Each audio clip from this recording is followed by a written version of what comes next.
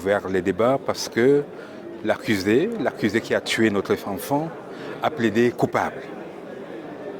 Et lorsque les débats ont été menés, suivant la procédure ordinaire en matière de plaider coupable, par la suite, on a découvert qu'il se reniait un tout petit peu. Et il s'est même renié.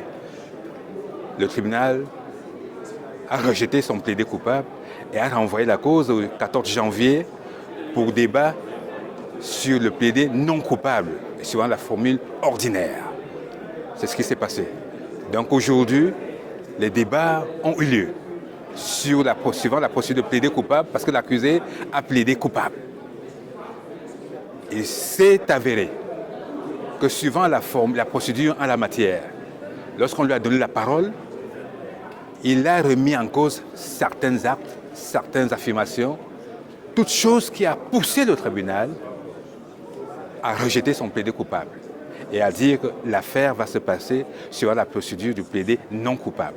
C'est pour cette raison que la cause a été remise au 14 janvier pour débat, après que nous ayons communiqué nos témoins et que toutes les procédures en la matière, toutes les formules en la matière soient respectées. Ok, mais vous sentez qu'il y a évolution sur ce dossier?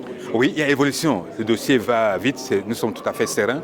Nous sommes même agréablement surpris.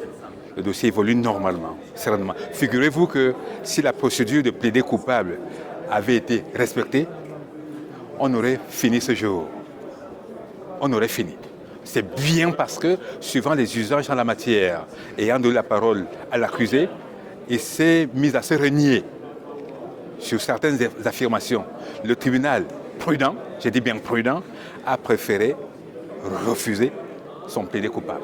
Et le collectif reste sur la peine de mort. Excusez-moi, monsieur, nous réclamons justice. Nous avons perdu notre enfant, l'enfant qui était candide, qui avait tout un avenir devant lui. Nous demandons que justice soit faite. Alors, maître, une dernière question.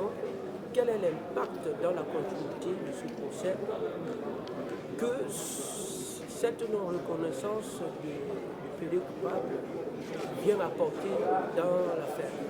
Est-ce que ça peut apporter un impact sur votre sentiment de réclamer la peine à mort ou bien c'est pas moi?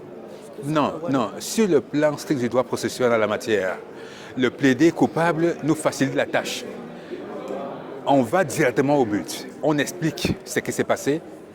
Le procureur explique, parce que c'est lui qui poursuit, c'est la partie poursuivante. Le procureur explique et demande l'application de la loi et invoque la loi, dont application. Nous autres, avocats de la partie civile, nous venons pour compléter éventuellement les réquisitions de l'honorable représentant du ministère public. Donc, le plaidé coupable facilite la procédure. Ça va très vite. C'est pour ça que si on avait maintenu cela, on aurait arrêté la procédure ce jour. Et on serait revenu avec les dommages et intérêts, essentiellement. Donc, le plaidé coupable veut tout simplement dire qu'il reconnaît les faits et que justice soit rendue. Et c'est ce que nous attendions aussi. Mais, dans la présentation des faits, il a semblé ne pas être en phase avec les réquisitions du ministère public et avec la partie civile. Et comme je l'ai dit tantôt, le tribunal très prudent, compte tenu même de ce procès, la nature de ce procès qui est suivi, le tribunal prudent, le tribunal toujours sage, a préféré rejeter son plaidé coupable.